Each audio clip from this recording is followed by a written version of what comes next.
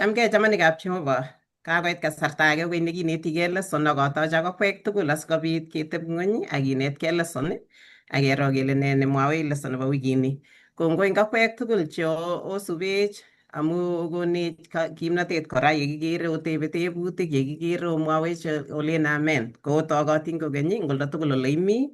Asame asikobit icheng Bible neng'ung ak icheng kalamit asikobit ketestai kibagenge. Ko kotom atestai eng kainaik kekur ne Evelyn Tarus, katoche chito nerupo asikomwa kainaik ako komwa kit neinetech. Chamgei chamanikab Jehova, anendet ko Lilian Maswai. Mitei Jumatatu, eng Jumatatu ko abwati ale lesson kolen kiyoe ne yemi kawelwelet anan ko tos anan kituru tililindo anan ole kiriptoi kaniset yemi kawelwelet.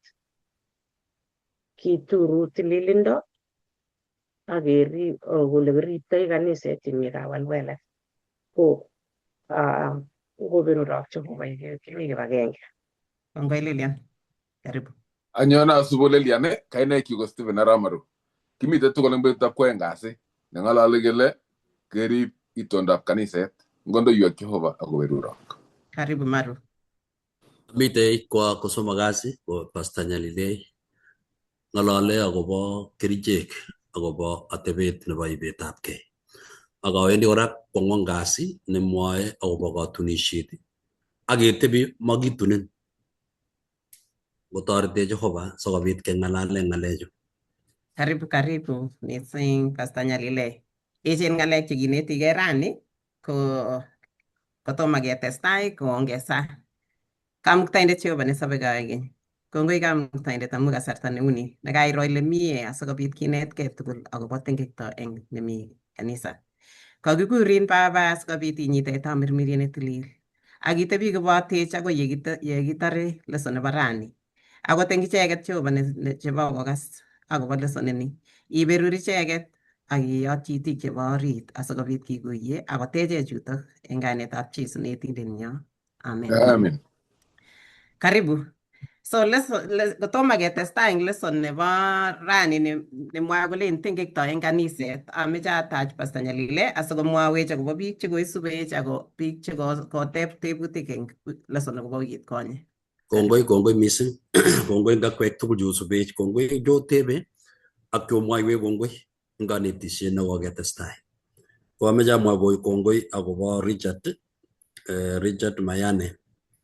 Kongoi Richard, my brother-in-law. Kongoi amu itesetai ikose ng'alechu, itesetai mwoe kolen good teaching. Ngoberuri Jehova ak akwek chokose. Ameche amwa kongoi Mercy Keter. Kale Mercy, amen. Kongoi kabisa eng lesson. Ngoberurok Jehova kotugul. Ameche amwa kongoi kora eng Noah Talam. Noah Talam komi Washington State. Kongoi amu imite US, imi kaniset nekure Pullman ing SDA. Kongoi missing kemwa ile thanks team. Great message in setting the lesson has made me have to teach the lesson. Kongoi missing Noah Talam. Ngoberuri Jehova ketojin sikobit itestai itoret biik alak inet. Ameche amwa kongoi Frederick Kibiego.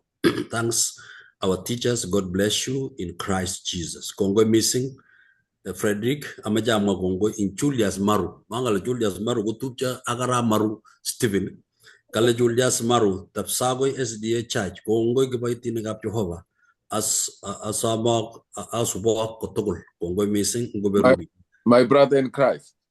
Your brother in Christ. Kalena na Julius, your brother ni miu. Kongoi missing.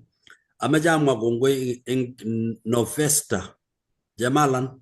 Kongoi nebo iman kiboitinikab Jehova eng kanetisietab lesson ngoberuri Jehova ak kondoun.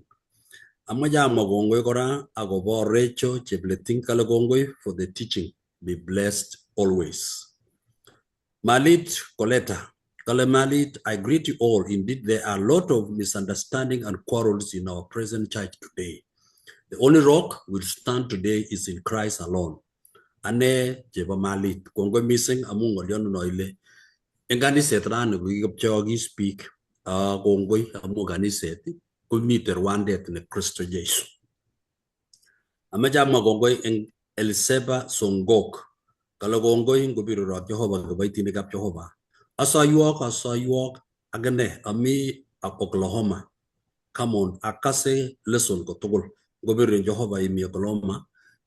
Nga America utoge. Kongoi missing ngobiro Jehova agitestai Eliseba Songok.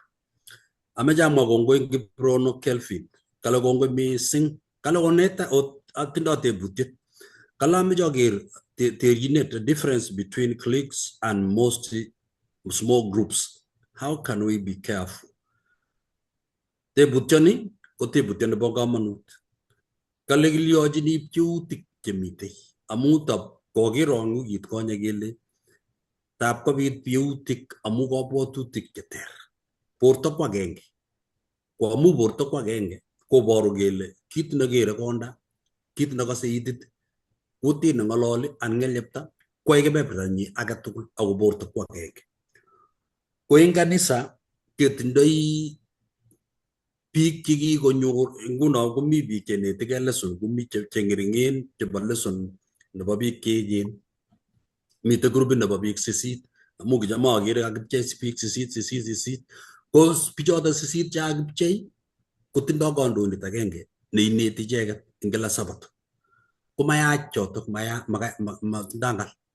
Ak grupishekab kanisa cho mi neranik, mi pathfinders, mi adventurers, mite neranik chekakoekitu, mite sigik chemengechen, mi sigik chekakoekitu.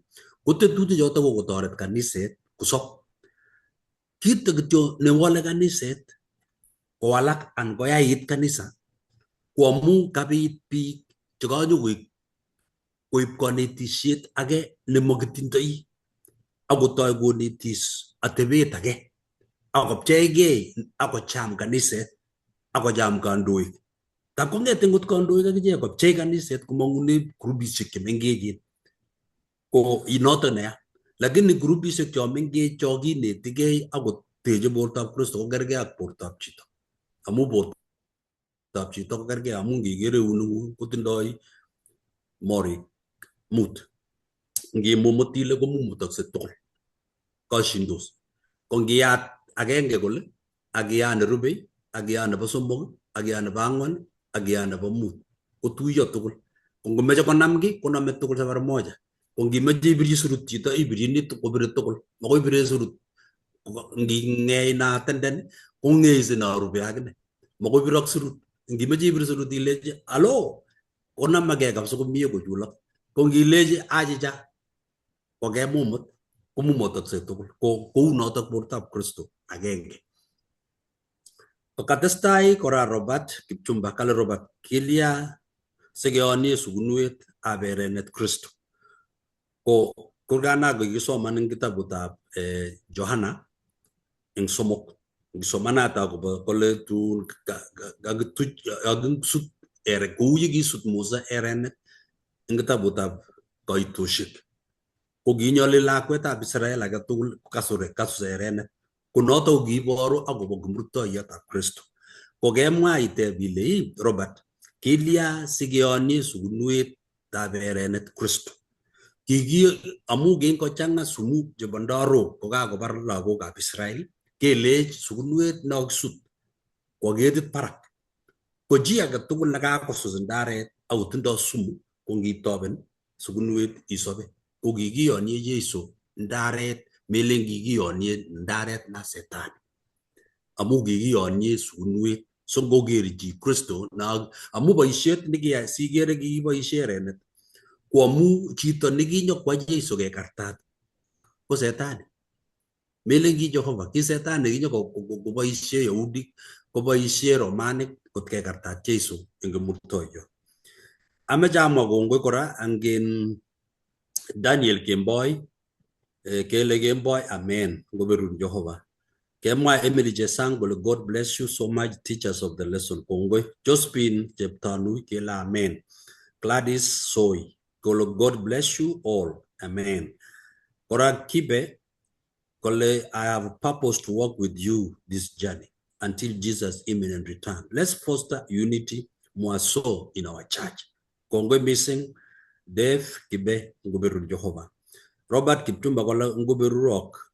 Nguberu Rock Chamaneju in Jehovah. Nguberu Jehovah. Melchizedek Koske Kola Kongwe missing. Agobagani Tishi Tableso. Nguberu Jehovah missing. Emily Jesango get up Koraile. Where is it going? Kindly show its end time. Favorism, selfish people, self-preference are common. People are boasting in the church like Corinth. Oge magel embetushiju, kogi gong kolaskevi, kotoror gay, kojoy gay, korupi indiano bichu. Kamwa besuruta ka byoho gel mamile bendi, amu jeja oge ko tunge money. O Emile Jasangora get bile. Why did Paul warn against forming groups among church leaders? Connected Kaliona Agwalugele, Ki Kergong Paul Gulich, Moto Grubishek and can big Jemite Jobchege, Agumogo Shindun si Ingagenge, Magopchea Kotoguagema, Konganise, Taganama Kopchea Canise, Ingo Canise, Quagenge, Chitanip Choxi, or Amugano Gopet Setan. Eliutro teach Kogema, men, Agrejo Koech, Igesu, Kogema. Kongo missing go vira Jehovah otesta kiteme ke walu ko yaga ya mayuguye ko tite para sikute bit ke torte go vira Jehovah Kongo missing karibu ega kame jata sheva dogo ngata kala go yigi gartat erena da sugunwete ko na tak tungi gartat ka dawri tapchi so ke bar wait kole ki bay shit ngi erena da sugunwet kinge gartat ngetet ko ge ganya sit ago sapchi ko sap nagatame amu sumu neba erenet naging kosusen agime aongi ngoto menyal erenet apsukunwet nage gartat ko manyoru kimiset sumu neba erenet ko tiso ago ime namati so kibi nyali asogabit inyoru ne ato kasabit no portangum agi sop en sumutab erenet kisto sumut kanyalet gitu nage nyal Tumurta yat anan gete taberenet naga garta da basugunwet ko ista sumut na baborta amagru tin garije ki jagin dengarije ki glen ista sumu lagne kage nyal gitu ngane nege ko barna ta kolle kita negi nyaje iso naga ko igi garta aso nyor bi sa kasabet ma borok wage ki garta ti iso aso bit ko nyor kasabet na ba sabonne so gigi arnie paishet nege erenet anan sugunwet taberenet nege garta so sob chabi ko je isa ngi ngi garta tagne ko gi ngi garta aso bi ke sabche na ga magole agegu ita amuti ga to so gi garta asage nyoro sabanda ka ga je na ga tagbe gu me da ba ga amuta ngakta ko ne gi tabe gu bi amu sumuta berenet ke nyoro aje sabanda ka ga amu garati ka kursa jaga tundage na ta mane sigi gi ani je iso agerene ko ga Kongoi missing. Kongoi missing en kokwek cho saiwech olen emen ak olen kobirok Jehova. Ongen ole kim ngeliepta kit nekaomwa konoto kisaiwok ak kokwek ak elen kobirok Jehova yokasech. So ongenetkei anyun lesson akobo tengekto en kaniset. Kenyorchi tengekto kanisa koma kit nebo kwong'et. Tengekto komatinye konyit. Tengekto komatinye kole ng'oni amatinye kole ole bitune. Tengekto komatinye kaiweisiet, tengekto kowendi olatugul ole kamach wakati age tugul. Nga kikakilumda kanisetab Korinto, kanisetab Korinto, kimnatoshekab tamirmiriet ne tilil, ko kinyor kaimet mising nebo tengekwok ing Asia. Kinyor tayoshek, kibit tayoshek, kitinye ng'etkonda, kitinye ibetabkei, kitinye menatet, ak kitinye kora kirwokyingei ichegei, kirwokyingei kristianik ichegei eng taitab kirwokikab ng'ony. Ko tengekto komami chi nekelen immune. Tengekto ko kinyonji akot Jeiso akine, kinyo setan nyokoom Jeiso. Kekere kele tengekto komi komoswek tugul. Ng'oliotab metit nekinye kenyorchini kitabutab Korintoek netai 6 koitet 19 ak 20 komwae noto kole tos mongen ole borwekwak ko hekalutab tamirmiriet ne tilil nemi tok. Neokyotach eng Jehova Amoboke okwege amu kikealanak aliet nebichi kot nata anyun kokonyit Jehova eng borwekwak. Ya ko kibwatyin Paulo in Korindo kole borwekwak kobo Jehova ako konyitat tamirmiriet ako kimakat koboisie borwekwak kotorore Jehova. Mising ko eng bitet nikimite kingen kele eng Korindo ko kikemut biik chechang, kikemut bororiosiek chechang. Ako bororiosiek chotok ko kinyitat bitonwek chekiterchin. Ko kingonyitatin bitonwek chu ko kinyoru influence kaniset anan biikab Korinto eng biik chekimite chekimuchi kochut icheket komongchi tengekto. Mwae Paulo kole borwekwak anan borwekyok ko hekalutab Jehova. Inetech kole mokiboke acheket. Makimuchi keboisie borwekyok kou ye kakimach amu borwek chekitinye ko hekalutab Jehova. Kikwalech Jehova eng aliet nemi barak Jesu Kristo, korotikab Kristo chekitartagei eng kimurtoiyot. Ako amu menye tamirmirietab Jehova konyolu kotok atebosiekyok koek cheitorori Kristo eng notok. Kamwa Lesson kole metoekyok kou sponjit. Ongen akwek sponjit kito neu. Sponjit ngitil sponjit kitikin akinde ole nekite beek kokule beek. Ko kamwa kole metoekyok kou sponjit, tuguk chekikere koibe metoekyok, tuguk chekikose, tuguk chekiyoe ko chotok tugul koibe metoekyok akokonor. Ako chotok komuchi koshapen character nenyonet anan kochop atebenyo komong ko tuguk chekiyoe ko amu kokiker anan kokimwa anan kokiyai. Ko chotok tugul ko influensani ole uu atebenyo. Kale notok amune sikonyumnyum eng achek ko ki kristianik kowale tuguk cheyemech engot ko makiribkei akesar. Kaniset nekibo tai kong'ete kokokitoi ko kiborye kachutunetab bitonwek chebo atebosiek chekinekite icheket anan culture nekimi eng betusiek chotok. Notok kinyoru kaimutik chechang. Kale kitabu kanisetab Korindo kibun kaimutik chechang mising. Amu kikemut biik chekitinye atebosiek chekiyoe tuguk chekimokonyalunotin. Kinde kakotar Paulo kikase kele wikit konye ko kikakinetkei kibagenget. Ko kingokakotar Paulo kong'alale kibagenget ako kieshoi beshet eng kaniset nekimite Korindo. Ko kito anyun nyukotechi biikab Korindo akobo ng'alek chekikibitu chekikabit. Kale ko tuguk chekirub ko kimeche king'alale Paulo ko kiibetabkei eng kanisa, kou koinatet, karwokchinetabkei eng kaniset, katunisiet ak ketebi makitunis. Notok komite kitabutab Korindo eng netai 5:7. Kale kingokakobutok kibagenge eng kaniset ko kiek anyun kinyumnyumit mising komongchi tengek konyonchi tengek kanisa amu mele kimatakomi kibagenge nekiborto akobo Kristo anan king'olole kito nekindoi Kristo komite katikati anan kokindoi Christ centered.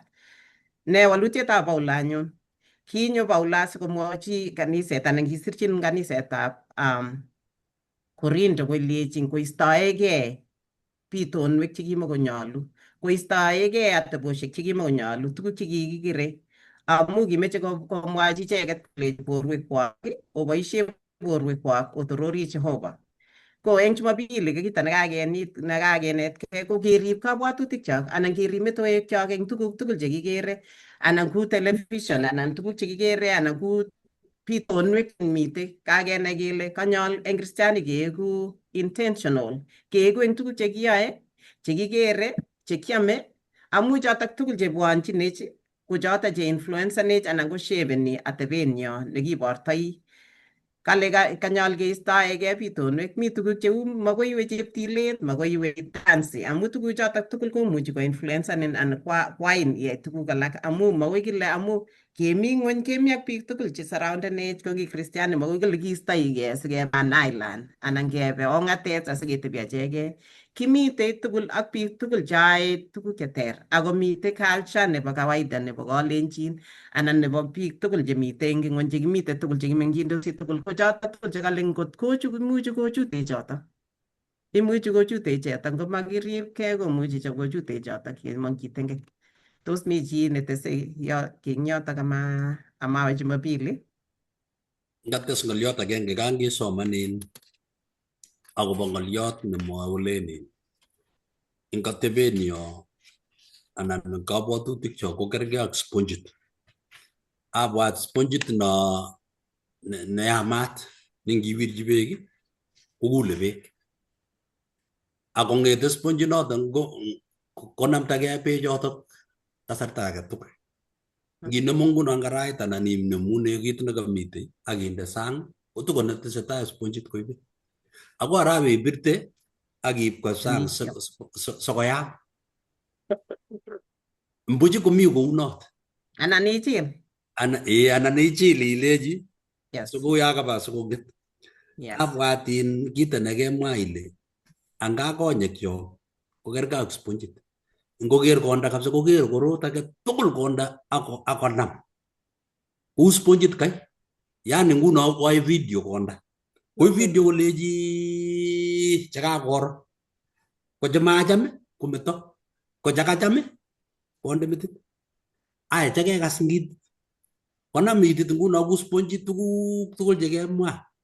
Ako chochon kabisa konam kolechi akonde metit. Arap kasisyo tuguchotok tugul. Konget komong'ony kabisa nemami chi neng'ololi tuwai. Kole konyek kero ne. Kole chinitit kekas ne. Kondaun tuguchotok tugul kibimwoe kiangechamcham amitwogik chukai. Kekasta ano ng'elyepta. Yani mwoe kabwatutik. Kong'et nguno kutit komwa kole kaanyinyit. Kotebe olimbo moet kole kekasta ano kangiam ing moet kole moet ramaka meer mamorori moet kole ami komie. Yani kotineteni tugul ing oretab senses. Ameche amwaun ale angot tengekto ko tengekto nekero anan nekekas. Komeleni imin nguno ako arap itebi kityo kot sikong'et metit kopirte akotoi kolechini kangiro kit kai ko kekerton. Kangiker kijanayandana kekerton mekere kele uye kararan. Tetuno anan atun. Tuguchotok tugul ko lazima keribegei kele tos ibirte spongit kai akechil sikobit koistogei beek. Iyeshe ile chokaro cho machachuk. Chokakas machachuk. Anga inyene ni chukchukani. Yakai chukchukan tuguchotok kong'et metit kong'et buch kole nga asara kakul chematoreto. Koek fresh metit. Lakini nginamtegei tuguchotok kabisa konoe kotoigei tengekto ing kimuguleldo. Kongoi. Tengekto komitei ngola tugul. Amami chi ne immune, mami chi ne len manama tengek. Tengekto akot ndenuch kole komi cheibwoti akot ndelen ile acha alia iker konyek simero. Komi kora cheibwoti ko sa asikokonech. Noto amune sikomwa Paulo kole osa kotugul. Amu mi tengekto ola tugul amu mami chi ne len makib tengekto kikimanakte tengek. Kesiktei tengek ak kemi ng'onyu nemi tengek ko kakiletabgei ak rironoshekab Jehova kesa eng tugul. Kongoi eng notok kibendi Sunday anan Jumapili nemwoe kolen terchinet eng kwenutab kayanet ak kit nekiyae kotugul. Eng atindiotab Kristianatet tugul. Kipsomaninikab bukuit tugul.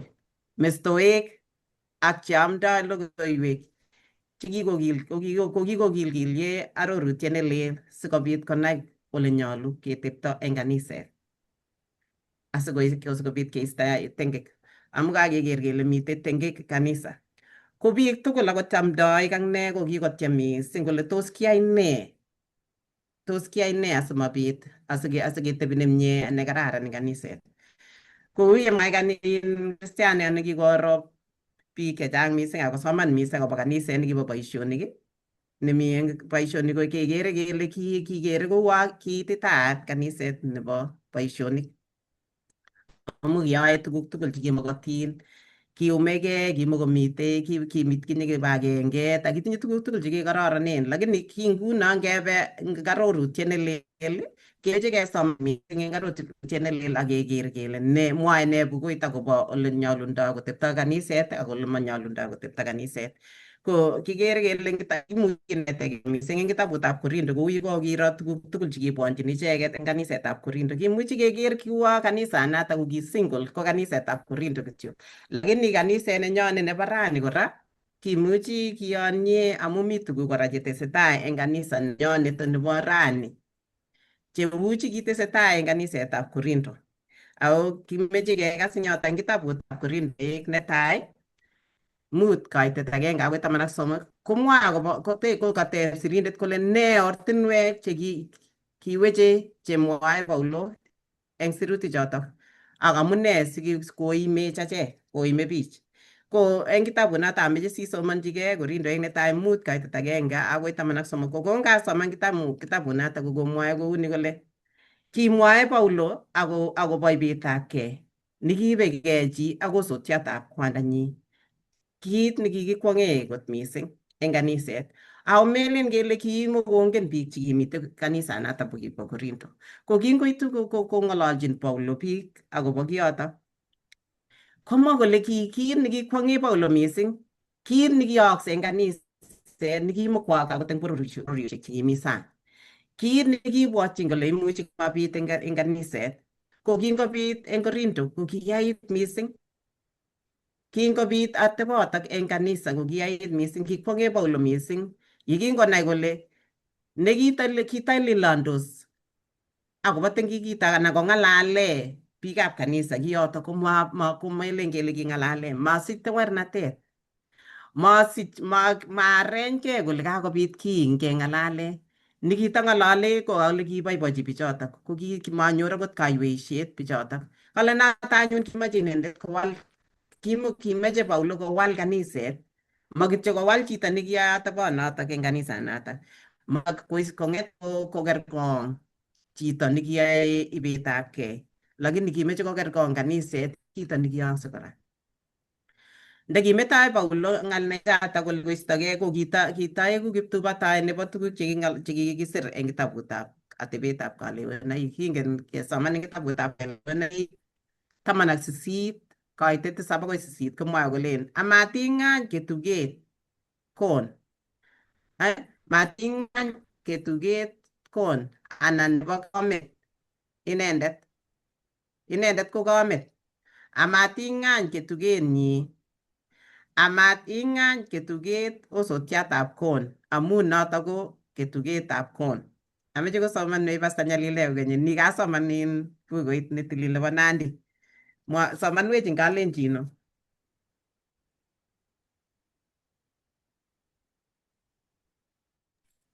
Testai ngalas asoman. Okay.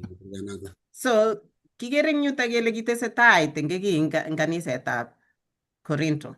Kikese eng yotok kele kimaililan. Ko kiamune sikobit ngunotok ko atebosiek chekikakomasta chekimokokere ako kimatokokere akot eng kimatokokere ko ki netewernat mising. Kimuch mamwawech lesson anan mamwawech bukuit kole kiamune sikotoleraten kaniset tuguk chekiyotesetai kou notok. Lakini imuch akot nguno kotesetai eng kaniset nenyonet komuch kotesetai. Kikere mi tugun che ngap kotesetai ako mi kaiweisiet kele makimwochin chichotok kiyotok. Imuch ko ki mokoriot, mi biik chekikoiwei biik akobo classes ole mi chito. Imuchi ko chito komi class nemi barak mising. Komuch koiwei biik making'ololchin matindoi tuguk chemanyolu eng kanisa. Ko ne nekakinetkei eng lesson nitok kole makat eng atebosiekyok anan boisionik chekiyoe kibarte tuguk chekikelewen chemakatin chekisirotin eng bukuit. Ngakelewen kele ki kristianik ko makat kemeng'isie eng atebet neibortoi Kristo. Kerkong'et nebunu kanisa ko suppose kekerkong chito nekai ibetabgei anan nekai ki nekabit nekatoi kunoto kaniset amu kirindoi ako ibu simdo konyo kanisa. ko kikere kong chito neu notok kekere kong kora kaniset ak kekere kong chichotok eng chomyet. Mat keon chichotok anan mat keker kong eng kit ne ng'wonindo. Keker kong chichotok eng kewechi chichotok eng kit ne kararan ak keng'ololchi eng oret ne kararan ak ketoret kesochi chichotok. Mat kimande koui ak kesas chichotok amu tengekto konyonchin chitugul. Tengekto nekabit ak tiemutik konyonchin chitugul. Kingen kora kele kikitiem Jeiso eng ong'atet, kikitiem akine eng betusiek chechang. Ako oindet kosersereni mising ako cheng'e chechang. Ako kabutet amami chi ne immune eng tengek. Nyonchin chitugul tengek ako noto amune sikoleni Paulo kora osaa kotugul asimabitwech tukchu. Ako kanyol kora keistoegei bitonwek ak atebosiek cheimutech anan cheichutech kokonech walet anan ko influensanech kemong'chi tengekto.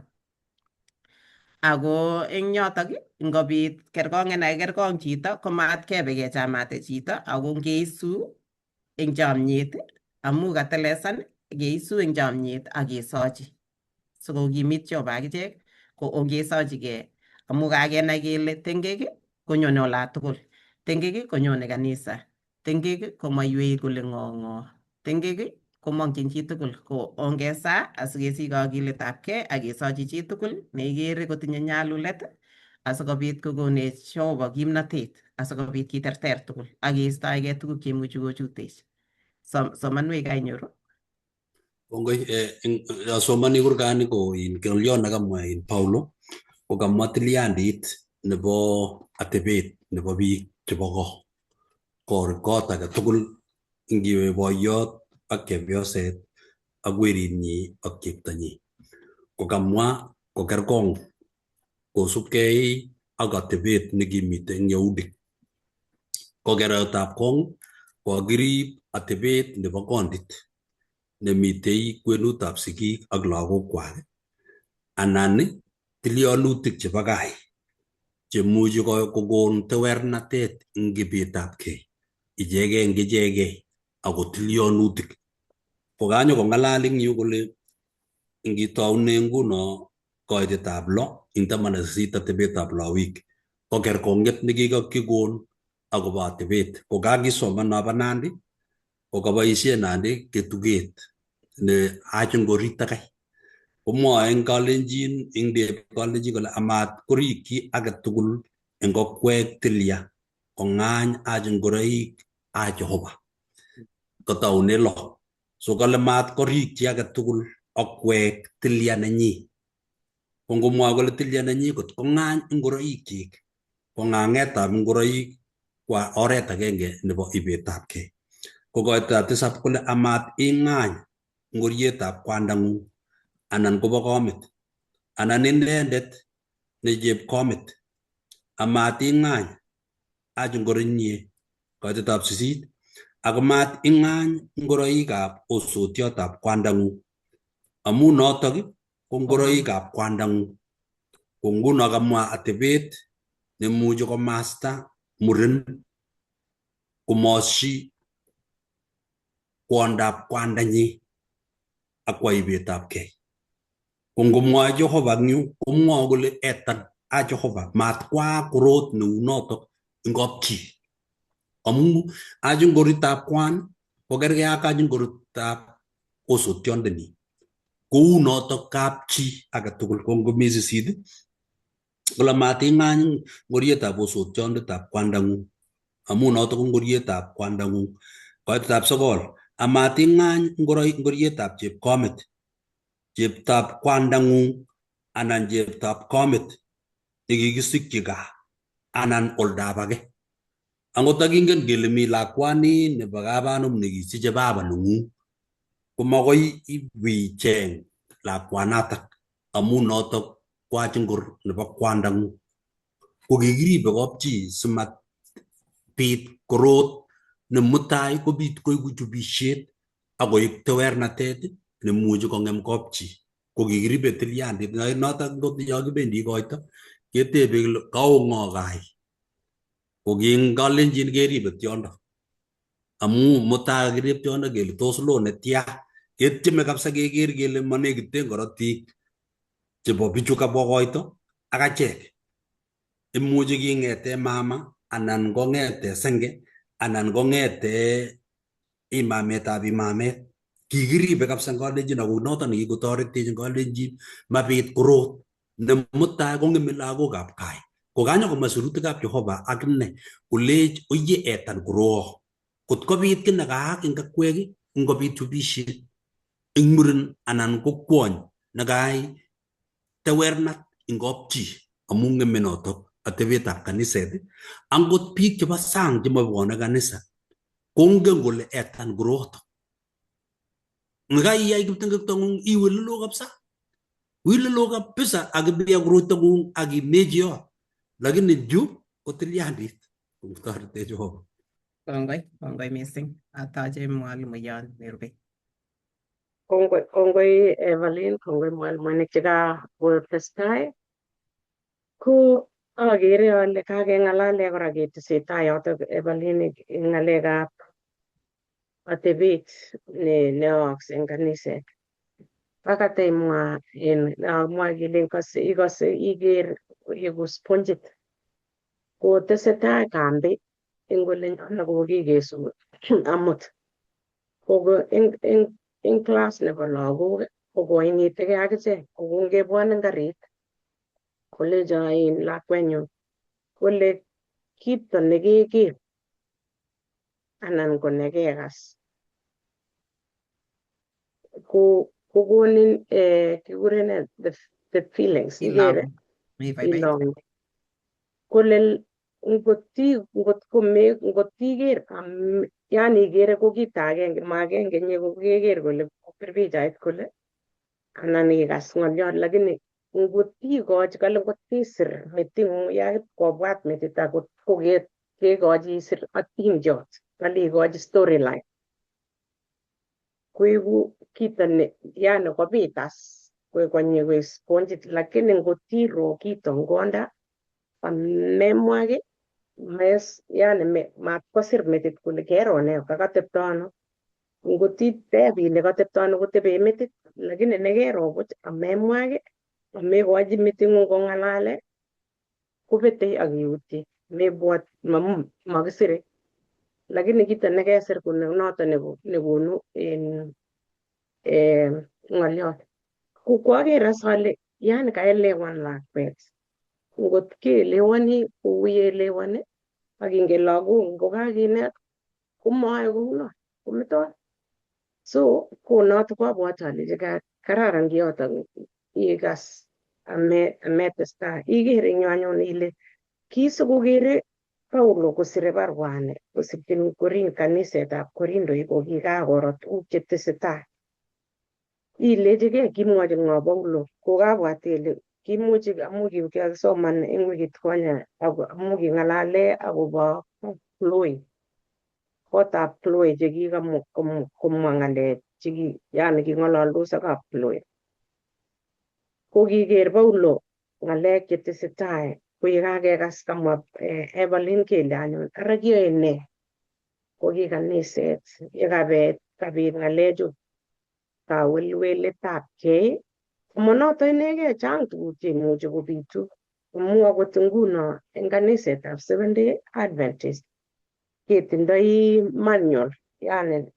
nekonech kele ne yani sikemuch keyai tuguk chekiyoe eng kanisa komite biik cheesho yani atebetab kaniset anan mwoe yani ng'oliotab Jehova anan akot koyoe kiptubotoi eng ng'atutikab Jehova anan ko yani tuguk ko violateni nolen eng ng'atutikab Jehova biik cheibegei cheyoe koboto tuguk che yani chutok cheikere che nguno chetesetai che biik che murenik kobendi murenik tibik anan kobendi yani tuguk chechang cheu chotok anan akot ng'alekab maiyek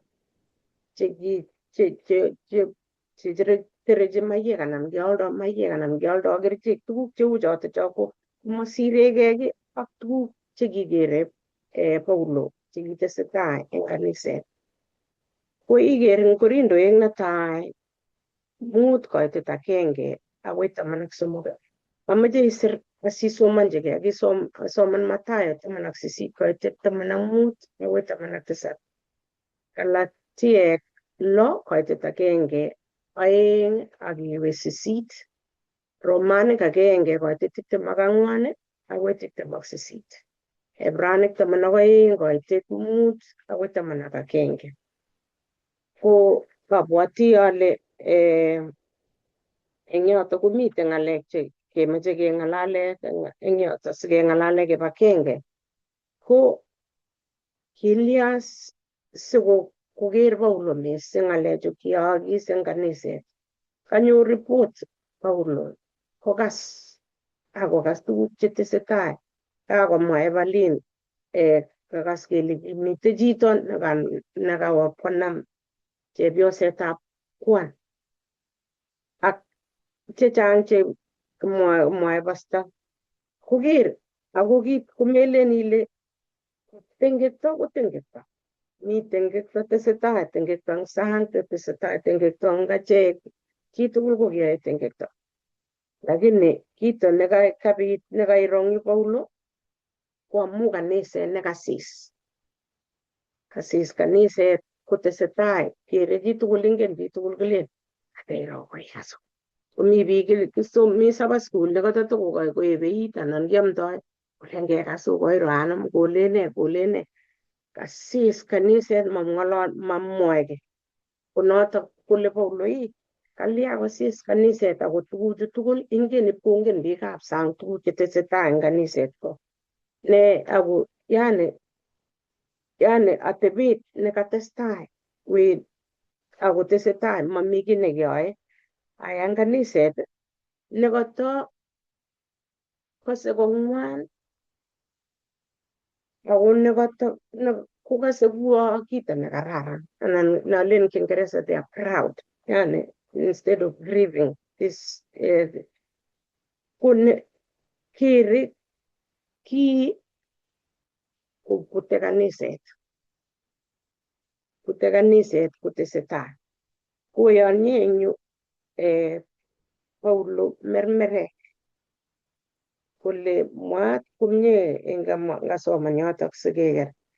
Kale mwaat komie kele mitei ibetabkei kwenung'wong, ibetabkei nemami akot eng bororiosiek kele ibegei chi ak osotiatab kwandanyin. Akomendosi ama akot koarakense sikobit keisto eng kwenung'wong inendet nekiyai kiyotok. Amu ane iman ko mamite eng borto ako amite eng tamirmiriet. Ko karuokyi anyun inendet nekiyai kiitok kou notok kou ye amite. Yekoyumgei eng kainetab Kiptaiyandenyo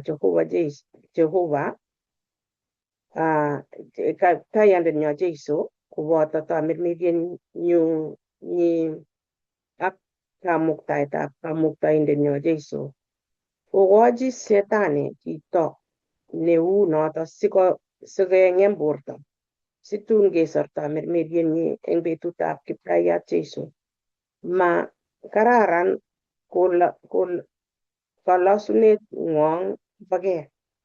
Tos mongen ole ikutu mermerek tutigin kererutiet komugul aunde mermerek chebo keny sikobit oeku kererutiet nelel kou ye mami mermerek eng okwek amu kikeny akine arwenyo nebo amu kikeny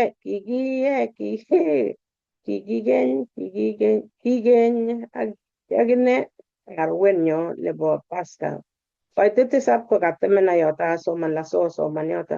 Kikeny akine arwenyo. Yes, kikeny akine arwenyo nebo Pascal noto anyun korib ongerib igorta eng mermerek chebo keny anan eng mermerekab yaitiet ak tengekto ako eng makatiat nemakinde mermerek chematinye kenisiet akobo iman. Tesetai eng yoto akoi taman ak somok ikase eng yoto kele kamng'alale Paulo ng'alechu. Kokale Paulo anyun komwochin kaniset kole keisto chichi. Ko ngele keisto chito ikase inget ile chang ng'wonindo chekakiyai kounoto. Ko eng kanisa ko yekaak kito neu nitoni ko amu kochang biik che kou nguno kanisani kakeng'alale kou mermerek, kekas kele mermerek akot tatutikin ko akoi kong'et kokut beek chekakitup tugul kong'et koek yani sikoek mayek chekirieche anan ko chekiliochin. Inai ile kaka ite tigitikab tengekto koitchin chechang ngot kemeto kotestai. Ko kakile oiste anyun chichi. Ko ngele keisto ikase ile yani kokion chito eng kanisa. Kalya sikeon? Lakini eng yu kainetech Paulo kole makion. Kakikochi chichi koistogei asikobit kuyo kamwae kolen mat koburuchak. Komwae akot eng kitabutab Romanic 1:26 noto anyun kibokokchi Jehovah ichek makutikab mugulelwekwak kosub urwonindo sikotewer borwekwak ichegei eng ichegei. Ikase akot eng Jehovah ngitestai eng yoto akoi 27 koborwech kole akot Jehovah kokimeto. Komelen kakimeto nekilen wo kakikochi chichotok asikobit kobwat kito nekoyaak asikobit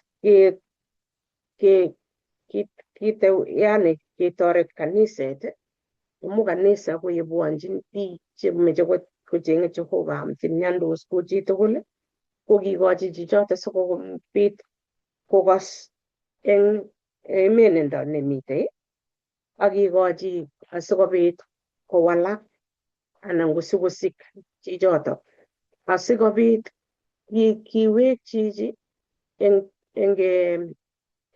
toretet no kilen to lead to restoration. Makeng'em chichi meche kekochi anan ko makitewer kakikochi koistogei sikobit kobwat akoker kole koyai koune. Komwoe kora eng yoto eng Korindoek nekakisoman 5:5 kokamwa kole kikochi shetani. Kalya kakoek mising yani kakile kakowirchi shetani koyai lakini eng yu kokakikochi kelechi koker atebet neikere kamwa Jehovah kole kimetochi ichek kosub yani amu kikakocham atebetab borwekwak kokochi Jehovah kosub. Iker ile angot komayai kaniset koker kouni kole atebet ni koya komelen ile kakiwirchi lakini kakikochi kora chichi asikoker kole kaka kesutikab tengekto koune. Ngotko maker chito kole kaka kesutikab tengekto ko kaka ng'eme kot kong'eme konyin, ng'eme kot kong'eme tilyonutikchik, ng'eme chitugul. Ko biikab sang amu kakamwa kole akot biikab sang komwoe tuguchu kikirei kokalya koek eng kaniset osis amu mwae kokale matotebie ak icheket anan wae yani tilyandit ak biik cheyoe tuguk cheu choto. Kakemwa kele akot biik melen ile ibetabgei inegei.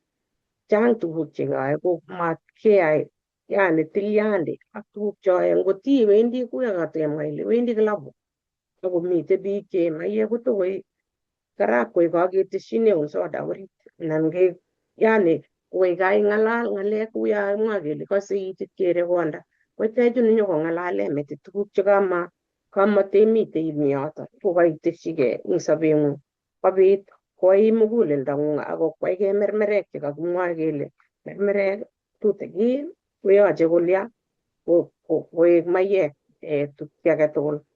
Notok ko kale sikesor sobondab chichi kokikochi kiy sikobit kokos kong'et chichoto kosik akowekchigei kaniset amu eng kanisa komakewon chito kokikochi angot mising kocham kikochin mi biik chekekochin kelen keisto kenyit agenge anan komi chito man nekikoyai tengekto nekemuchi keisto kabisa eng kainenyi eng kanisa amu kakoek torokchotis kabisa makolen matonon eng kanisa makokere kole mi sikunet manda sang kabisa kekochin nakamwoe kole ikochi kobunchi shetani lakini sipkokere kole uu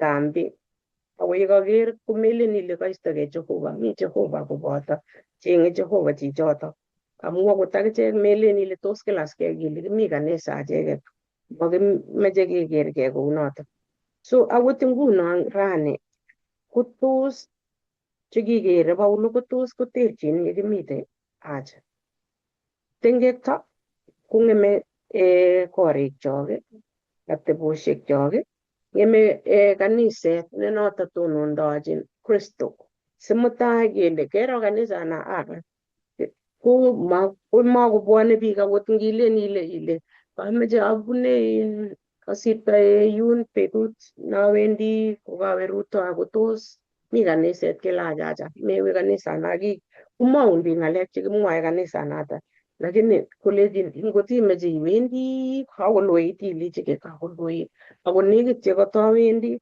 kakimwaun storyline chebo biik kaniset iker ile kakome tait ne noto bo Kristo netonone kobortoi chomietab Jehovah anan kobwone biik sikonyokosa ikose ile ara kakilya nguno ngot komau notok komatkosis kaniset ko eng kaniset Seventh Adventist kokale keng'ololdosi eng chomyet ma eng polotet kikochini biik nakilen mite discipline yani sikobit amu boto ngot komakitindoi discipline akot nga keribe lakwet memetoi lakwet kowendi konome tugun anan yoche imwochi ilechi acha ako mekeni ile wikit nenyone imwochini ngunotok ilechini achicha ng'oliondono keyai anan menam kiyotok atyo saet mising neindoiwech kesaa akekochi support chito notok akekochi eng chomyet anan boiboindo kekochini sikobit kowek kekochi boiboiyet chekawek ketoche eng chomyetab Jehovah amu baibai kipsengwet yekasich kiptengekiot akot agenge ko eng lagok anan biik cheechen ko chekakeekitu kochang tuguk chekikiro ko ingwek cheki chomyetab Jehovah nekikonech ngiro tugun chechang asikobit ketorete biik chemengechen eng ng'alekab keng'ololji eng chomyet ko biik kijanaek chemite katikati ko icheket komuchi ko icheket chenome boisiet ko eng yu ngot konome boisiet kijanaek anan ko biik yani chekilen middle age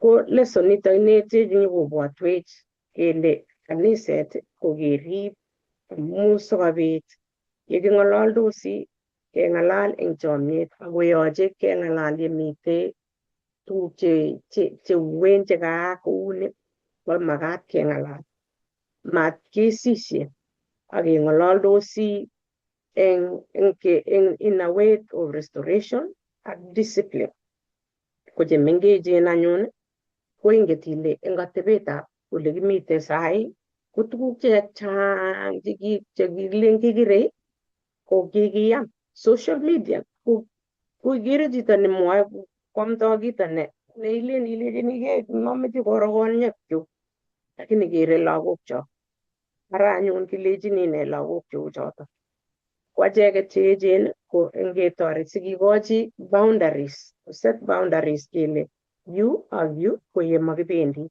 ak kekaidane through the council nebo Bible asikobit konai kole oretab Jehova komi imanda, oretab Jehova komami ng'wonindo amu tengekto kotinye melekto ako melektoab tengekto korong netai ko meet ako ye mait meet komi ng'wonutik. Ikose chito nekoaini biik ibetabgei ileni ile kararan kometoi chito ko kararan kakobit tuguk cheechen. Ara onginetkei kele lene Paulo eng yu koneti kokingusire Paulo kokingusire kokikole sikowek akot eng kaniset sikosik akokwesto tuguk chekakong'em kaniset simakobwone biik kanisa. Koiborwech kole kele asikobit kaniset koek yekimwechini akobwonwechin biik tugul asikobit konyor kamung'et ne notok inyoru kamung'et eng tuguk cheimin, tuguk chechang amat inyo kokeny kokenyone icheng'e kamung'et nenyorchini Jeiso inegei kou yekibwonchini kimurtoiyot keker Jeiso eng kimurtoiyot ko age tugul eng achegei kecheng Kristo asikobit makikose ng'alek chechang ako yekabit ng'alek kebun keib koba barasa eng barasa nebo kanisa ko yekabit ng'oliot komatkesisye mutai kot kobit meche keng'ololji akot eng kapkasi ngobit ng'oliot komakiyonye kotebi koek kimwochin chito kelejin koaak kiy koek kokiker kiy kouni akekochi chito boroindo kong'alal akine eng yotok as ko yekikimwochi kelechi nguno ko discipline nebo eng yu kou kapkasi ko kouni ko akot eng kanisa komwoiwech kesomoni Bible asikokonech kele kimwochini chichotok kelechini ne ko eng mwisho kokikochi chichi kowek sikosik akowek maagenge. Abwoti kou nguno kangomwoe Paulo kokimbi abwoti ale chichi kipkonam chepyosetab kwandanyi anan ko ng'o anan ko ne ko ngoboto chun tugul eng tugul komite yani meche kanisa koek sipitali nebo kiptengekinik mat koek nekione koek yani kou museum nekitobeni kele kero anum kolya anum koiro anum iro ngiwe museum ikere tuguk chekikende yani kindeo akindeo ngoek mamite choto ngoek sipitali nekibwonchini Jeiso Kristo asikobit konetech kewalake ngot komi chi nemoche koteshi ng'olyo atoche. Kongoi Lilian, kebwotwo chepyosana kikimutyin Jeiso. Ngobit ki nekabit ko ki kiptengekinik tugul ko ki netai korok kemeche komi chomset nekemeche kelapate nea kele koiro koikas anum kou yekakemwa Lilian. Ko ngobit ki nguno eng tupchosyekcho ko kanyol kebech kou yekemwa Lilian eng mutyonet akesochi. Ne nekimwa Jeiso eng yotok eng Johana 8:7 kokale ak yekingotokotebe inendet kong'et kotonon akolechi ingotoi kowir nematinye chalwokto eng okwek ko Jehova nebo rirgei. Jehova kotinye nyoetab kat. Chalwokto nekabit anan tengekto nekabit ko makwech Jehova kesiku akotinye nyoetab kat nyochin kat chitugul. Ko kale ngacheket ko keeku keribgei simakieku chetaachei kowiri bichu chito nekayai kiy nekakibwat nekakiro kele kayai tengekto amu kishachgei korok akenai kele une sobonwekchok akesochi bichoto chekakiro amu chitugul komite tengekto nematogu, mi tengekto netogu ne obvious neu noto nekakikas akomi tengekwokik chemi orit cheung'otin chematogu. Tengekto ko tengekto nematinye kele kae nebo ni anan kalya nebo ni. So ongeeku chetinye chomyet akeeku chetinye chengobit ki neu notok keib eng oret nebo saet amu tugul ketinye kakiletabgei kimi ng'onyu nebo tengek ako takoitu tiemutik chechang nea. Imuch kanyalul chito, nyalulat notok mising ak kanenet eng kekto, ko kenai kele eng nyalulet nekakwerto chichotok, komi nyalulet age nemeche sikokwerten akinye eng oret age neter. Ako mitei kekto neung'at eng inyendet anan nemaingen chi netom kotok. Ko ongeribkei ak kenai kele kimi tugul kanisa, ne sipitali, ne kibendi kinyaech ak kesa ak kesochi chi tugul. Kongoi. Kitoche mwalimu nerube. Kongoi kanetishet nekakenyoru. Eng kiboitinik chekakondounenech, kakekas kele mi ng'alek chekoromen kabisa chenyolunot kerib ko ki kanisetab Jehova. Masikeribrib tengek ako at the same time ko asimakikirinde chi. Ako sikeyai kit age tugul kou eng chomyetab Jehova ak kou eng makenyi. Kale betutab kwoeng kasi kerib itondab kaniset. Yeke ng'alechu tugul kakong'ololwech kiboitinik chekakondoune konetech, konyolu kenai kele kiribe itondo nebo kaniset. Kang'alal Paulo eng kitabutab Korintoek nebo tai 6:1 kong'ololwech ng'alek cheu chu. Kale tos kanye age tugul eng akwek netinye ng'olyo chitab kokwenyi kwa kapkirwok eng taitab chemabo iman ama eng taitab chetililen, anan mongen ole tun irwokyin biik chetililen ing'ony. Angot ko tun orwokyini ing'ony, ko tos manyoljinok orwoch akobo tuguk chemengechen. Ate somok, tos mongen ole tun kirwokyini malaikaishek kikikebutyo. Tos mongen ole tun kirwokyini malaikaishek sire anyun netya tuguk chebo soboni. Ngoto tinyei ole kirwokyine tuguk chebo soboni, ko tos ondoi koek kirwokik ichek chemakiiti kele kiy eng kaniset. Amwae ni si akonok ole lam. Tos iman mami chi neng'om eng kwenung'wong neimuchi kotil ng'alek eng kwenutab tupchosyekchik, ako imuti tupchet age tupchenyi kwa kapkirwok ak nesire ko eng taitab chemaiyonotin achicha. Kakoek nguno lelut eng akwek amu orwokchinigei akwekei.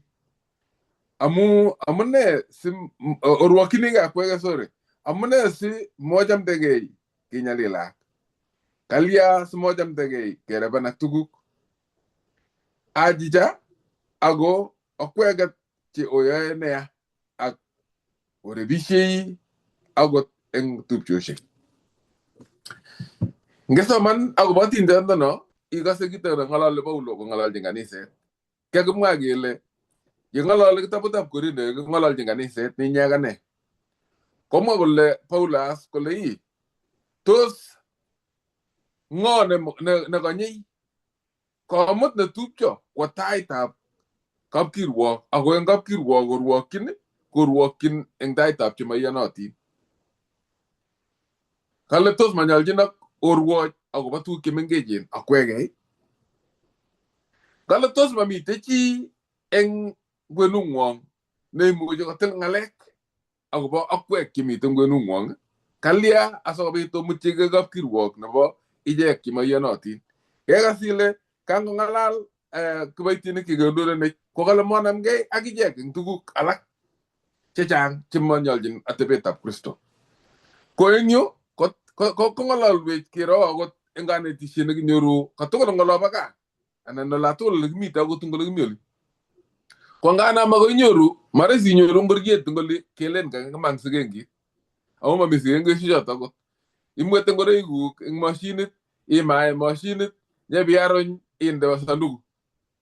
Ko eng olobo gaa ketinye kanetishoshek chechang chekikinetech oli kaa ako tokoneti akot nguno. Kele makoi inyoru chito nename ngoroik chechafu ak komang sikengi.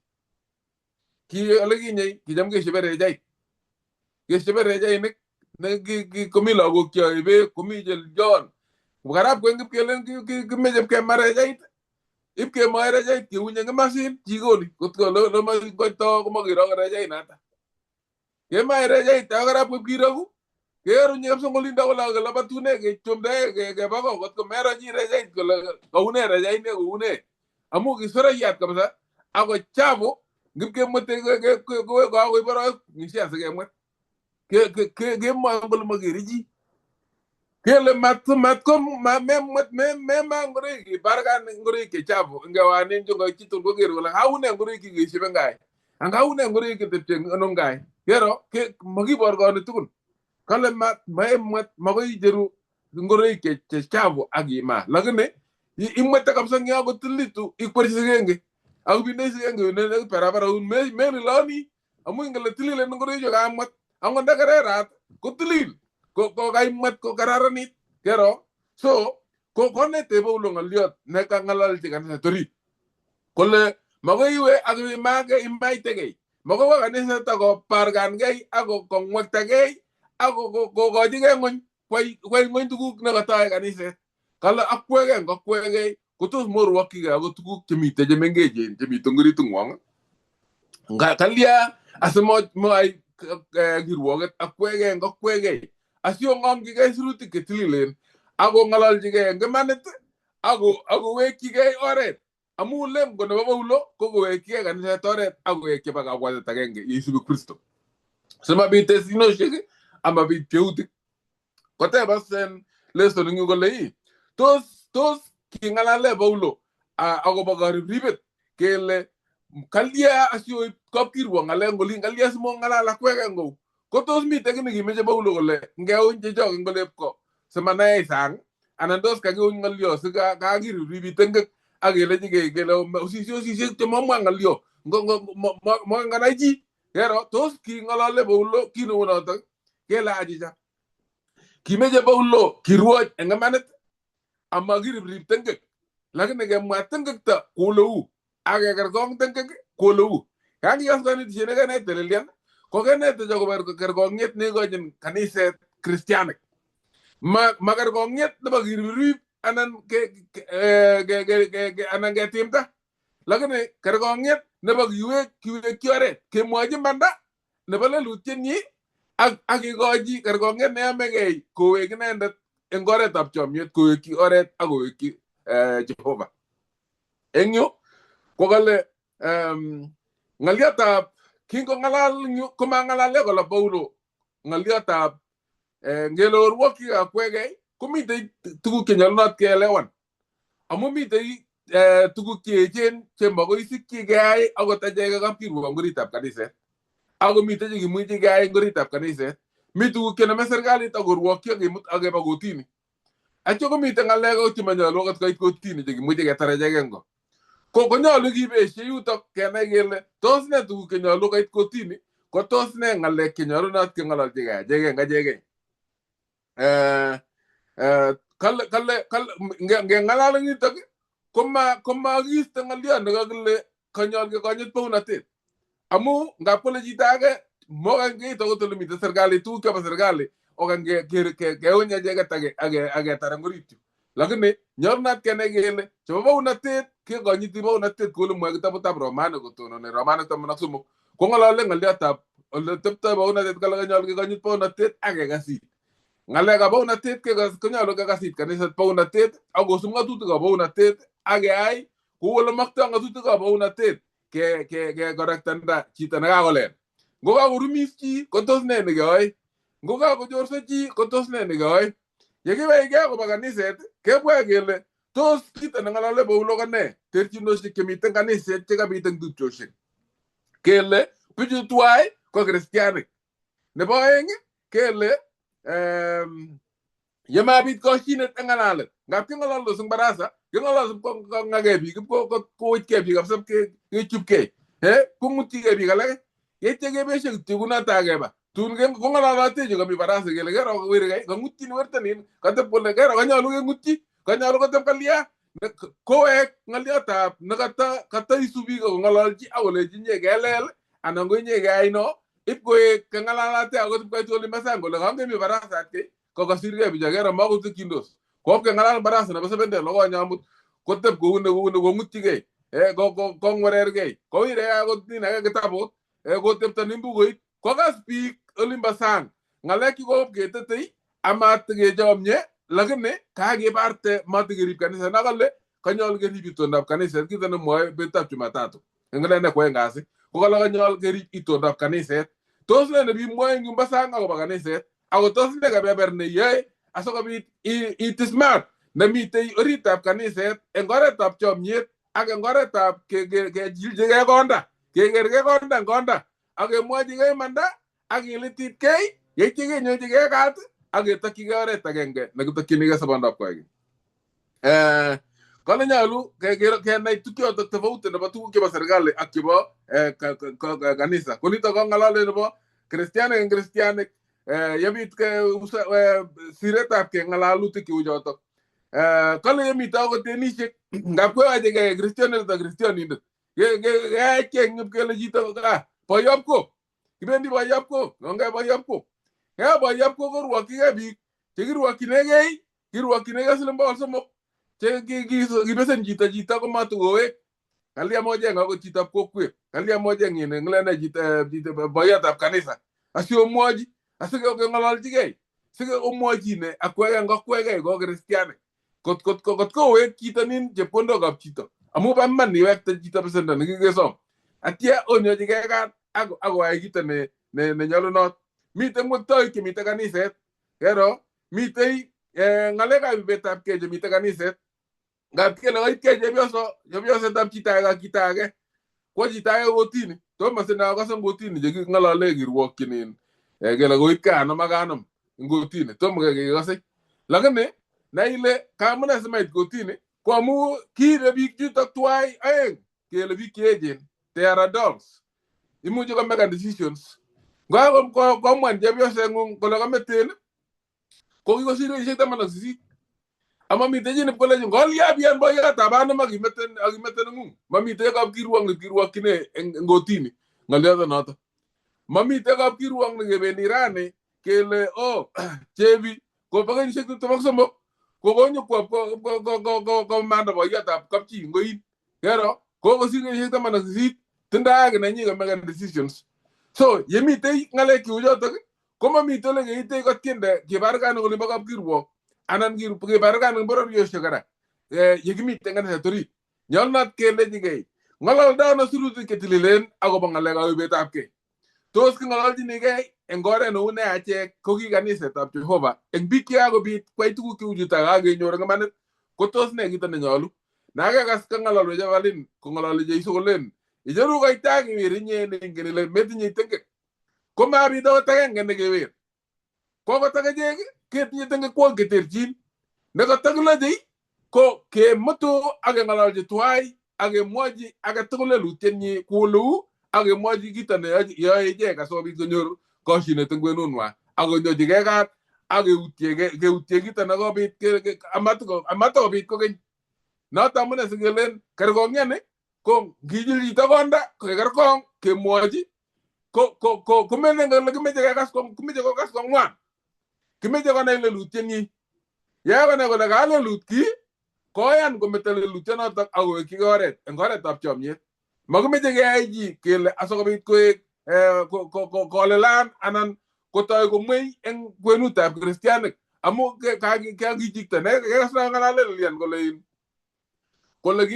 kakile kione koek sokarin morikyi kot mototebi kwenunwa kale achek koek kristianik komeche kimutu bichotok kobwa orit ketebi tugul kibagenge ko ki kristianik wenzetu eng kaniset ak nesirei kerib kaniset komaek ole kiyae kukonotet lakini koek ole mi tililindo neyomegei ole mi kerkong'yet ak kemwochigei imanda ak kenyochigei kat ak keistoegei tukchotok kot komatikeyai si yemitei komatkechamgei lakini yemitei kisub channel neyomegei asikeng'ololchi biik chekakwai ibetab kei eng kwenunyo.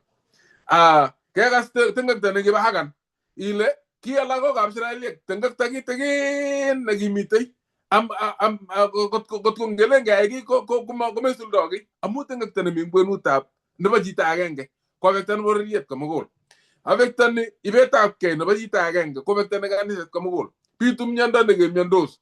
Ngele komite kechomegei keyoe ne?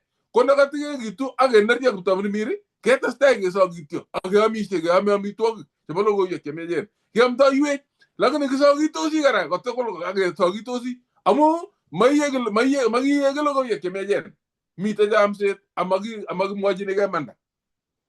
Kale nyolu ketil ng'alek eng oret ne ng'alek cheuen. Sikerib kaniset konyolu ketil ng'alek cheuen ko ki kiboitinikab Jehova. Noto amune sikele ngetil ng'alek cheuen ko kemwochigei ukweli. Ngot ko ilelat imwoe ile choромoro ko ilel eng yu akole surutik. Ng'alaluna eng surutik. Kale surutikab Jehova manyolu kaineng aromoru koyai ng'olyondoni. Makirwogun lakini kimwaun kito nekoiyai. Sibwat inyegei ak iwechi Jehova. Amu somen yo ko saen yo ko kesoun kele iistoegei orani ak iwekyi oretab Jehova. Ne notok kisub sirutik chetililen. Koegu barasetab kanisa, koegu ole kimwechin, egu ole kirwochi ng'amanda. Kale kirwochi ng'amanda amu matkekerkeit kirwoget nekeng'ololi eng kanisa kokerkeit ak nebo sang. Nekilen kikiyanam amu kandoikab kaniset komare sikemwochin kito lelutiet newai. Kele mwochin ng'o? Ngot kemwochi kotonono eng kanisa. Yero, imi boisiek chokonyitotin. Mutai kele nakile konyoru ng'ololionoti. Kobetchi nekamwochi. Nyikechome kityo ngole nyelen kero. Akile mita chepyosetab kabanum. Akile kokinyor chego kabanum kotib kole. Kocham kotestai ng'alek eng kaniset. Noto ko mogonjwet nemakoi sop. Ngot kotonon kiboitiono noto kwamda komakase chi amu ingen ipkong'olok chemengechen kole konyorchi kabanum chepyosab kabanum kemboi anan kokinyor komang'une ngoin kotepche kolen koek ng'alek chekatestai kalya makimwochi angot nga kandoindet nebo kanisa kekurgei ak keng'ololchi boisiek anan ko barasetab kanisa ak kichomye. Malasima kekur ng'alyot age tugul ko barasa. Mite boisiek aeng'u anan ko somok kimuche koecho ng'ololchi. Ngap keite barasa kakobit ng'alek cheechen chekakomanda kaniset komugul. Komi ng'alek alake chetoko ng'ering'en chetoko mengechen chekakeker tupcheng'ung. Iseiwech akot amait barasa. Singo kotar eng yo kobek kokobek yoto kong'en kipsengwet ak chichoto. Mebi barkan iborganchi kaniset komugul lo kwanum kotep kole lakini kokeng'olol eng barasa ng'alek chikabitune yutok ak ketar eng yutok ketar chiyotok ak kesa kipsengwet akoek atebet nenyolu kokisub oret nenyolu. Kale mite akot mokorek che tindoi silingishek chatkei tugul ko ichek che chongoni ng'alekab kaniset chongoni ng'alekab ne komakanyi chi kotwekyi kele ngotwekyi komatai kakile kitindoi tuyet ngini kotokosaboteni ng'a tuyet matai ngele kayai ne kotokonu ng'a karit nekocham komuti neranik koba tuyet kocham keboisien to kikonyiti chichi kocham kobendi tuyet neranik kokonech karinyi buch konech mwanik buch akoi kowek ak tun ipkowek konech akot amitwogik kokonu ne kero kiiywei keng'ololchi ako kakwo ibetab kei kakwai sornatet eng kaniset kakwai tuguk chemanyolu kero keng'etin kiiywei kale nyolunot koek kaniset neirwochi ng'amanda nemwoe kale tos mongen ole tun orwokyini malaikaisiek chekikalel chekikait tengekto konyolu kirwach ichegei ng'alek chemengechen amanyolu kiiywei chi nyolu kemwochi chito kouleu eng sirutik chetililen. Kale kerib atebetab Jehova konyolu kebendate akichek eng lapkeiyet. Yeking'ololi ng'alechu tugul ak yeyoe ng'alechu tugul chu konyolu kebendate eng lapkeiyet. Lapkeiyetab kipsengwet neibortoi atebetab kaniset. Lapkeiyetab kristianin age tugul newendote eng lapkeiyet koribe kaniset eng ole wendote. Yeiomisie eng ole iomisie, yeing'ololi eng ole ing'olole, yeilachigei eng ole iwendote kotos ibortogei lapkeiyetab kipsengwet eng inyendet amu notok ko kerib kaniset. Masikitikin oing'wektoindet ng'wektoi kaniset newendi komite olin kwai chekayai lakini ngap koit oli kong'etin ngap koit kanisa konya kotilil lakini ngap komanda akwo ole imen komi bororiosiek komi kwae tuguk cheyoe bororiosiek kale nyarunat kegulap keyet agenai kele kibaurenik kikibauriani akobo kipsengwet eng ateboshek ngalalutik eng korikyok eng boisionik tugul. Tos mi chi netesei anan ko netebe ng'olyo? Bas ngatai mwalimu Nerwei.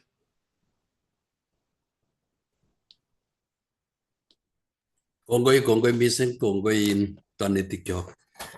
Kaumwa akobo atebet nekararan netindoi kondit eng kwenutab kaniset. Kou yo kitou ko kirib kaniset kosob eng logoiwek chemiach, eng amdaet ak atebet. Akanyo kong'alal Paulo eng Korindo komwochin atebet nenyolu ak kerkong'et nekaumwa. Eng kebeberta nebo kosomok kasi ak kebeberta nebo kwang'wan kasi ameche satuiye tuwai kibagenge. Ing yu eng kosomok kasi komwoe kerichek akobo atebet nebo ibetabkei. Kokateb tebutiet eng kitabutab Thessalonicaek ang ngisoman Thessalonicaek netai 4:1-8. Kokamwa Paulo akobo kerkong'et nebo atebet nebo ichek tugul chemite kotab Jehova. Akamwa kole nebo let tupchosiechu kisomok mising eng kateyet keteyuok eng Kiptayat Jeiso kou ye kiotach eng achek kele konyol obendate akoboiboitu eng Jehova akoi kou notok obendoti sikobit mabit chi eng akwek noe kit age neter. Amu ongen ng'atutichu kele kikonok eng Kiptayat Jeiso. Amu nitok ko maketab Jehova. Notok atebeng'wo sikobit oistoegei sokset. Sikobit sikonai chi age tugul eng kokwek komuchgei korib bortonyi eng tililindo ak tekisto. Eng ng'alaletab Paulo amu siret nebo kitabutab Korindo ko Paulo ak kitabutab Thessalonicaek netai ko Paulo. Ko Paulo kokanyo komwa kokimit eng atebet kele otebi eng tililindo eng kurset nekikikuro akamwa ng'oliotab borto. So kerichot agenge anan eng kwenutab tuguk chemuche kotoretech amu kateben tebutiet kole tos eng kurgani kangisoman ko tos inetei ne akobo tililindo ak iistogei eng simto nebo ibetabkei. Ko kerichot netai agenge ko keunech eng korotikab Kristo Jeiso eng sigunenyo ak ketililech amu mwoe Korindoek netai 6:11 kole kou ye kikitach Kristo Jeiso ko kikitach tamirmiryenyi. Angatagetab tamirmiryetab Kristo Jeiso kokonech tilyandit keun borwekyok. Amu atkinye kotomo isigu ko kimakomiten ng'atutiet nekiyetenen korot age tugul nekiyai. Ngimeche iyai ibetabkei, imeche isaa kanamonik ak iyai korot age tugul nekiyai ko kimakomi yetan. Ako betut nekesigu ak itach logoiwek chemiachen ko kakurin tamirmiryetab Jehova sikobit koun mugulelwekyok akochob sobonwekyok koityechi manda. Ma eng boisionikyok chemiach chekikiyai ako amu rirenenyi ak miendonyi.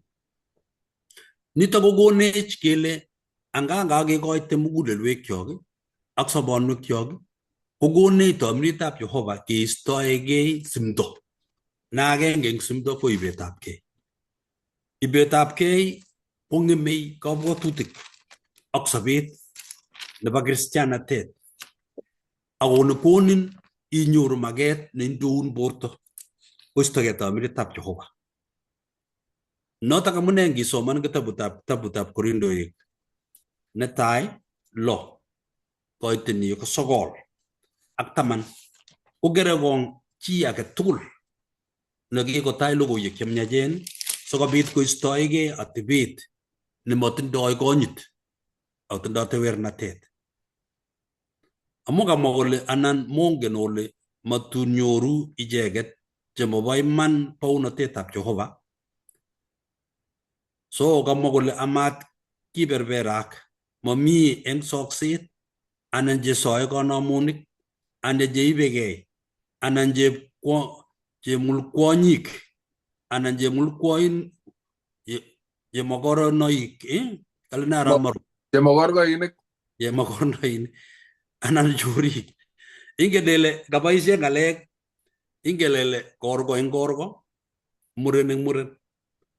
Ile ketunkei kokinyo koboisie sirutikab Jehova. Nga ngisho komwa sirutikab Jehova korgo eng korgo kotunigei ak muren eng muren. Akomwa kole korot age tugul neooksei neuni komokere bounatetab Jehova. Eng emoni bo Amerika kekere murenik chekikotunkei.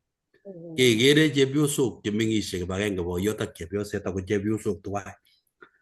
Makokere biik koetan amu kikochomchi ng'atutikab emoni. Ak kikere biik kikwai korot neu noto. Kokanyo kong'alal sirutikab Jehova kele chi neoe tuguk cheuchu eng sokset komakere bounatetab Jehova. Ako ame sirutik kunoto. Neiboru kole mameche kotes Jehova korot age tugul koteshi amu ng'eme borto, ng'eme kabwatutik kou ya kimwa nebo netai. Nebo aeng ko ki ribik chebo logoiwek chemyachen chekikesiku ak kikekurech amu kale oistoegei sokset. Kong 6:15 komwoe kolen tos mongen ole o kebeberwek borwekwok ko kebeberwekab Kristo. Ara anyun oistoegei ara anyun oiste kebeberwekab Oiste. akoya koek kebeberwekab chepkukonyet. Achicha mau noto. Kamwa kole eng tilyandit nyo nekikenyoru Kristo ko kikenyoru sobet neter. Amu kikenyoru sobet neter komatkenam borwechu kikealdochi Kristo amu kiketach koek kebeberwekab borto nebo sokset. Tilyandit eng yu nekanyo komwoiwech Jehova ko achek chekikesiku kokakure Jehova mateketestai kemwaite inech ibetabkei. Amu notok nekonech beshet amu kakiboisie borwechu kenyoru magutik ak kendoiwech Satan ketestai ak tebet nebo yoityo neng'eme mugulelwekyok. Nitok borto ngong'emak borto nening'ung amu iyoe ibetabkei eng borto kong'eme muguleldab Kristo nekatamenye mugulelwekyok amu tamirmiriet. Karibe nitok kenai kele angang ketuiyegei ak Kristo ko ki Kristianik ko kerichot agenge netoretech keistoegei atebet nebo tewernatet nebo ibetabkei. Nebo somok, borwekyok ko hekalut nebo tamirmirietab Jehova. Eng 6:19 ne kurget nekakesoman eng Evelyn ko ketou kale anan tos mongen ole kebeberwek borwekwok ko hekalut nebo tamirmiriet netilil nemitei eng okwek akotinye eng Jehova ako maobokei okwegei amu kikealak eng kamanutiet otoror Jehova anyun eng borwekwok. Tos mongen ole borwekwok ko tamirmirietab ko kikealech anan tos mongen ole borwekwok ko hekalut nebo tamirmiriet nenyokomenye kwenung'wong ako nekonech kimnatet sikobit keterter. Kakonech kewal ng'olyondoni kenai kele anga kot ko borwekyok ko kikealech koyam eng korotikab Kristo ko kikonech Jehova tamirmiriet netilil sikobit korib nyalulet nebo borto. Amu kinyalulotin achek tugul tuguk chekere konye kochomei. Kit nekose borto kabisa ikosegei ile uye ngokararan chepyosana anan ngokararan boyonono kokonech tamirmirietab Jehova kimnatet nekimuchi ketertere makanatok eng achek sikobit kesuldae ng'oliotab Kristo nemenye eng acheket. Ameche ibwat ng'olyondoni ile tengekta age tugul nebo ibetabkei keyochin borto ako notok neng'eme kabwatutik ako neondoi tamirmiriet. kongonda ta min midit iye kubuch no mago mi muguldo tai tap Jehova mato goyi Kristiani wongon gasi sa got komi jine me jogo to tes ngolyo ko gamwa agobo go tunishit agnendet ne tomo ketun inge so man do mi wi ngolyo kay ne bogorindo en kay kammo golle porwe ko to mi tap Jehova ko tunishit iweksei tesap kitabu ta Korindo akamwa Paulo komie kole nguna anyun akobo tuguk chekikisirwa komie eng muren nguna anyun akobo tuguk chekikisirwa komie eng muren ama matwa kebokoryo kale mie eng muren matkotwa kebokoryo wagewege kekuye kelein amu akwek tugul ko bortab Kristo Jesu ko kanyo ngalal Paulo kele mat ko kasak ki agobo muren agobo koryo amu bichu kotomo kotungei ko ngimin nebo aeng amu ngolyotab Jehova ago amu ngolyotab sokset ko ingotebi chi age tugul ago sotyondenyi ako ngotebi osotyot age tugul ang manongotyondeni ko kanyo ngalal kele angajek chikikotungei akikochomchi ngatutikab emet anan atebetab kalenjin kele kikotungei ko sotyot ak manongotyot ko agenge ko ngisomanat eng kurgoticho kole maget nebo borto kotorchin borto age nebo kwondo manongotyondeni ongotebi miendo kale kot komi chi age tugul ne kasei kastindo maget agasetab myat kongotebi chi age tugul ago sotyondeni angotebi osotyot age tugul ang manongotyondeni ko kanyo kokimit katunishet kele anga katunishet netililot ingopchi ko koboyot ak kwondonyi kuribkei anga ribetab kei koboru kele mat kobit sokset nemondoi boyot anan komanda chepyoset kwai growth nemuchi kongem atebet siger korik chechang kikobutokis kwamu boyot ko kikomanda anan kikomanda chepyoset makomi kalyet kaya kiboldos kibiregei kibendi kotini ko kanyo kotikoni sirutikab Jehova sigerib atebet nyo kele akwek osotik tikiketunok otebi ang munganu utoikwo matingabit kin nekoker ole makararan kakwek ocheng or nosarugei akongololjigei rani kokobit tuguk chekemuchi ketorete chekekure counseling chekemuchi kengololi boyot ak kengololi chepyoset sikobit kotebi kotebet nebo tegs mising ko chebo kaniset amu chebo kaniset ko chotok cheribe Jehova sikobit kabarunet eng ichek chemite sang ing notok ko ngitestai somanate komwoe tilyandinatak eng boyot ak chepyoset tab koit yun ing kurgotik chemite tai eng yo ko kanyo ngalale chito netomo kotunis komwa Paulo kotaunegei kole ane Paulo amu ngiker Paulo kouyo kiakotunis sikityongon amu kitai logoiwek cheminye komanda kole mi biik chemanyor maget nebo katunishet biik chekimanyor maget chebo chemamach kotungei komelen kikilazimishan bichotok koamu atebenwa ngo muren nakale matunishi komelen eteji amu matindo maget nebo katunishet kot komi lakwet nebo kapchi nakale uyi magituno akakoyan kole magituno komelen tokwae ebietepkei amu kale mi biik alake kikichop kuunot ngatebenwa nakilasimishani chito kele metunishi ko nakilasimishani kele metunishi ko chichoto nakilasimishani kometunishi kwa ebetabkei ko ngwa ebetabkei ko kangem borto akonem koisto tilyandi nakamwa aramaru kele ingobit manongotyot nakameto osotyondeni ak kwai ibetabgei kokere kong kanisa. Ko ngoker kong kanisa keistoi chito age eng kanisa sikobit kerib kaniset koek lekimwechin amu loto lemwechin kiptengekinik. Ko ngongeme kaniset komakoburo amu ngolin keyoe koroto ak tengekoto. Ko ngot kwae olimbo sang tengekto neu noto ki akwae kanisa tengekto neu noto kora tukorumwechin ano kanisetab Jehova ak sobonwekab biik chemeche kesor. Noto kere kaniset keribe kikere kong tengek ako keker kong tengek komelen kokiisto chichoto ing bounatetab Jehova. Kakiker kong simatakotestai wayoityonotok akosik muguleldonyi akowalak ing atebenyi. Noto ak ng'ololi osutik kelech ocham manung'otoikwok. Akale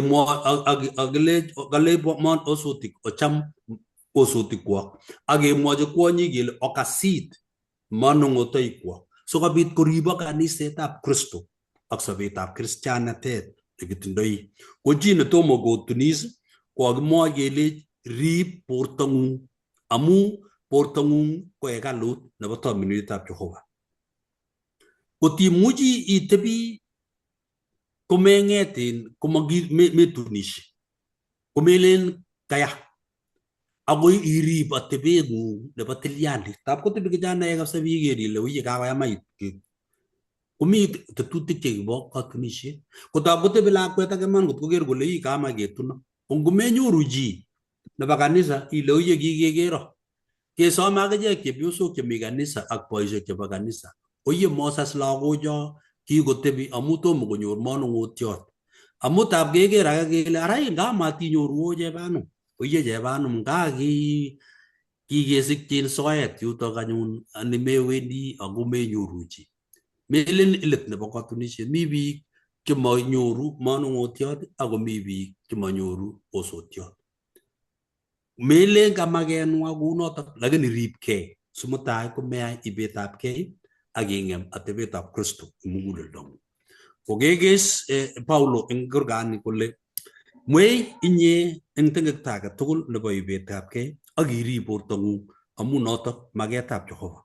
Mwei ku Joseph ngisoman kitabutab Taunet 39 koite 6 akoi 18 komwoe akobo kundit ak kabwatutikab Joseph. Kakekochi Joseph kotebi kap Potiphar.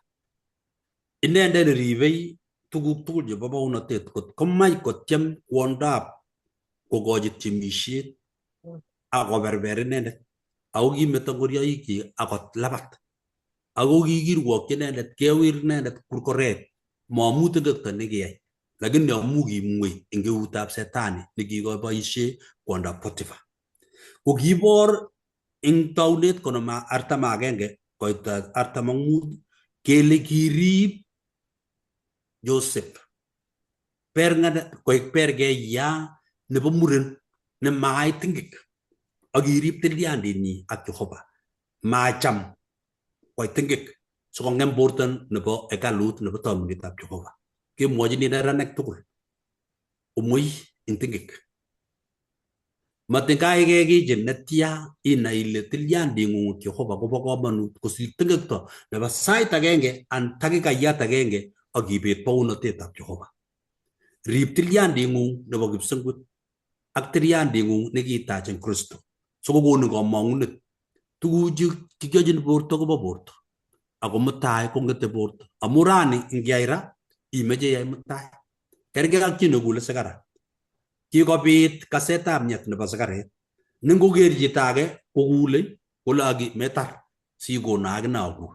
Kou notok akine atebetab ibetabgei amu tilyandit nekikobit ing inye ak bortong'ung ko kikobit maket ak kasetab myet emi orit. Lakini ngekochi Jehova keeku Joseph nekitelel. Ko akwek chekikotindoi manung'otiot ak ketindoi osotiot orib tilyanding'wong akotoretok Jehova otebi eng kalyet ak mieindo. Mi tuguk chekimuchi kesiregei ako tugul ketepche eng mieindab Jehova keterterit. Ko akwek chetomo otunkei chemetindoi osotio anan ko inye nemeche itunishe irib tilyanding'ung ak iker ile kerib akoi betut no kichomun itunishe. Itunishe koek tilyandit nekararan. Ko nekit kakitar lesson nebo rani atuye tuguk noto atindoi kamang'unet ale toretech Jehova sikonai kele tengekto nebo kaniset neng'men kaniset konyolu kaniset kotelel ako kerkong. Ko achek chekikebwa kotab Jehova ongerib tilyandinyo ak Jeiso amu nitok nekonech maket. Ako tuguk keistech koistogei kipsengwet eng achek ko amu kakibet tilyandit ak Jehova. Tos tokomi chi netese ng'olyo? Kamache atesyi ng'olyot agenge mchungaji. Woi. Ng'olyotab kitunis anan ngot ketoi makitunis anan kitunen anan ketoi makitunen. Kakeng'alal ng'alek cheechen chekang'alalwech mchungaji ako mitei kebeberta kora nenyolunot kiro ko ki biikab Jehova ak kenai ole kiiptoi amu mitei biik chetindoi kewelutik eng borwekwak. Mitei biik kikesich ko ngekisich kolen kole amuren komengen kole muren, kolen kole atie komengen kole atie. Ak nyep kelen kele kebirchi society kemeche kotunis amu keborgei kebebertanyi nebo muren lakini kaka eng orititnyi kotie. Koborgei kebebertanyi nekeborgei ko chepto angaka eng orititnyi ko muren. Koesio chichi kole acha matunisiei akomi kanisa akotononot. Ko ndakatakityeme keng'alal asikeelewan oleu atebet ak kewelutik chetindoi eng bortonyi kebirchi kotunis amu kikere ko muren. Lakini matekenai kele kaetegei chichotok kotunis ak kaetegei kitun amu ingen kole oleu bortonyi kouni ako asimalelchi Jehova anan ayai kit ne manyolu akot eng sirutik ko atebi kole au ak awot kipsengwet. Kenai ile kakanyolunot kikuye asimakibirchi chi age tugul kekere kou oleu borwekab chi tugul kele runot. Lakini ngeelewan kewelutietab chi age tugul ak keng'ololchi sikerikchi amu biik cheu chotok kokose kou itobonotin eng sang amu maelewani chi ole teptoi eng borwekwak. Kebirchin kebwoseni kwai tuguk chemasikyin kwai. Kero koite komwei amu kere kole makimi ak biik makinamegei ak bicho maelewano ako keima buch.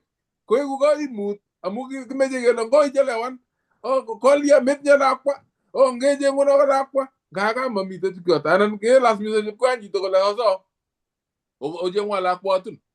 Angecheng'e lakwet kotun ipkobesio kot kaita kokakiit kityo kot kebesio.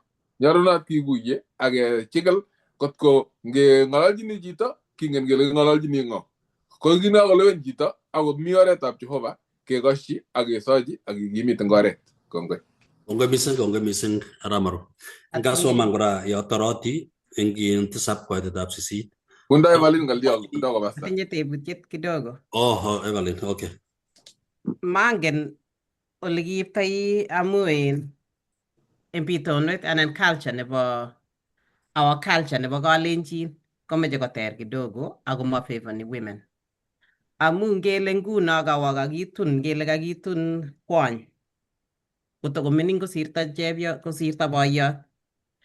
Ko kiaker mising kawa culture kele ngotokomengechen biik akot ngomamengechen men ak kosirto kwondo ko yaibata arawek 3, 6, 10 kebwa nyikelechi chichi angomi lakwa yu angamaitunishei ngokoyam itunishe.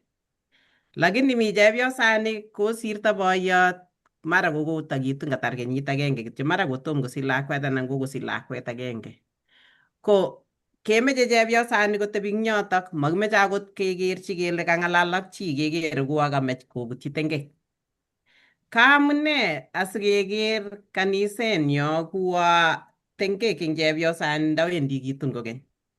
Ako matengek eng murenoni ketunis kokasirto chepyoset ko careful. Amune sikoek kiy nekararan anan kiy nemie eng culture nenyonet. Mangen culture ako mangen how it should be. Manale tepto ano notok.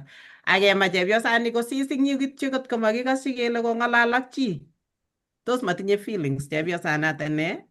Ako matos mameche akine kitun. Kaamune sikoek tengek ngot konyo chi nekanyokong'ololchi kwonyi. I mean, commercial relationship.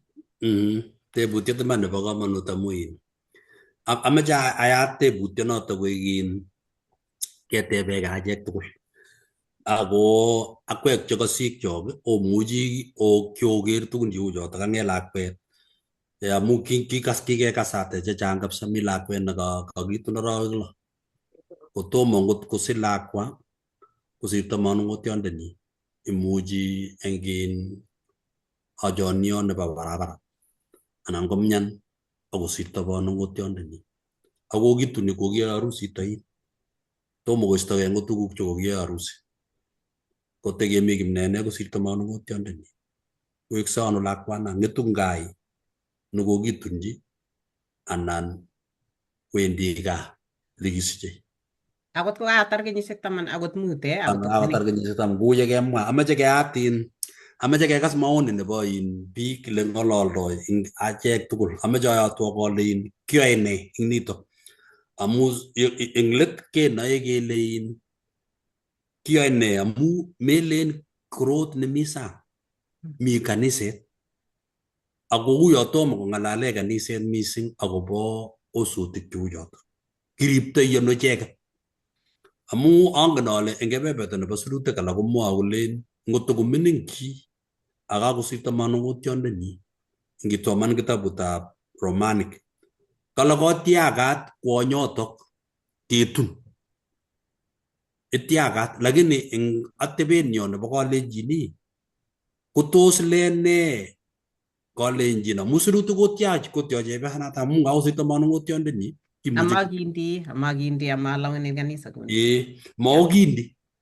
makindi chotok achek nguno kalenjin simakomi ng'oliondo kilen kandiet kikobak betusiek alak betusiek makendi ameche ayat ng'oliondonotok sikobit kebwat kele okertoi ano ne kit nekikwaak ing kanisa kiketoret chi neu notok kongoi ameche kemete kounotok sikero ile ng'ololdoi biik siketyem ing wikini nyone kewalu kasomani tisap akale amwachini chi netomo kotunis ak mosokik anyun alenjini mie eng ichek ngotebi kou ane kama Paulo kale mie eng ane mosokik ak chetomo kotunis ako angomatinye chi ribetab kei kongotunis ak ichek amu kamwochi mosok ko chito nekosirto manung'otiondenyi ko chito netomo kotunis kotokoneran ne muren anan ko chepto kokamwa kole kot kotestai maket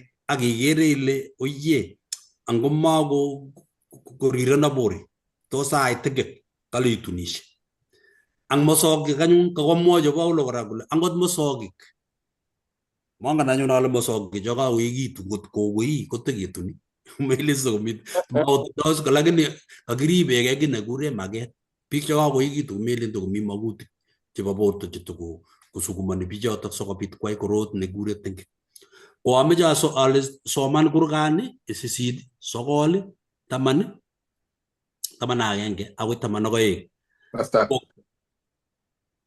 Basta kameche amwa ng'oliot aenge eng yo sing'ololi wei biik cheechen makinoe ng'oliot nekemwa kameche ang'etin amu makinoe amu makiechen makinoe kele ngutos tokomitei makutik chotok anan mi makingen lakini ng'oliot neo nesire tugul kokemwa kele kale sirutik chekakotungei komatokobesio chi akoi kobesio meet unot koye kakobesio meet ngoiyo anan ngoi ming'in kokakobesio meet kebeberta nerube nebo oeng ko ilewen kityo ngon ile iyae ne kitunin kosubkei ak ole ikostoi bortong'ung anan makitunin anan itunishei anan metunishei tong'etunot kora ng'oliondoni kowal biik asikemwa lakini ng'oliot nekameche aklarifaan ko makingen eng kosindo kele ngutos une borwekab biik cheosen amu walu bichotok osen atya ng'oliot nepkorube nebo oeng ko ang ichek chakikochin kotun gogo kotos namegei ng'oliondoni ak sirutik chetililen kora ketesyin akain wei ameche keteb kora amu kitaker abwate ale mitei kalenjin mising kou nekiakase Nandi kele kang'et gogo kotunis auyo kimakeboisie ng'oliot nebo katunisiet uyo kang'et kapkololji ma ko ameche ketebe biik cheechen chekasech aketieme kele otorete kora am biik cheechen ole kilyon ng'oliondoni nebo gogo nekanye kong'et gogo kelolji maat amu kikosich kimosich lakwa kelyojin kanyo kong'et gogo koker kole rrrr noto kawo lakini sikerib maatab kai kong'et gogo kecheng lakwa nekang'et tilyonutik kochengchi gogo nyokoribchi gogo sikobit kololji maat. Une eng kaniset anyun ongeatwok amu nyikisen ng'alechu chenyolu eng kabwatutik chok keker kele kilyochini biik chekikobwa kanisa akikosik angot gogoinoto nekikonyo kanisa akotindoi mureret nenyi kilyochini. So ngotorete Jehova akasom ale ngab inyoru kulinyonet kijanayatab kenyisiek 40 anan kenyisiek 28 kokakotun gogo nebo kenyisiek 80 wei eng emoni. ehe ibwat kijanayat nebo kenyisiek 30 kotun gogo notok gogo nebo kenyisiek 75 gogo akole madangal oli kotunigei biik ko kijanayat nemen kotun gogo nekit kwo makile nekit kwo ne amu isikakosit ngoek tebutik chok tafse mutai ketyem kele kiyoe ne amu tuguk chekikere ako bitonik chekokobit ako melen makoywei biik komwa ako kwo konyor biik atebosiek cheu cho. So kameche eng Korindoek netai 7:39 kolen ratat osotiot kotakosobei manung'otiondenyi. Wei kurkanaka wekamwa wei. Ako ngome manung'otiot kotiakat inendet kotun chito nekacham mosoknatok eng Kiptaiyat kityo.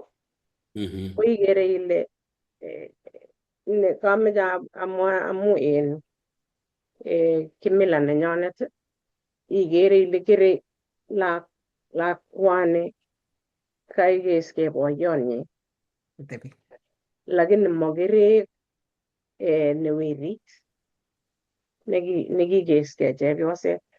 Kotko nguno ko kakinetkei ile kakong'ong'wech lapkeiyet kobun ng'oliotab Jehova kole maratat kitun lakwani komatkoek acheket chekakiker.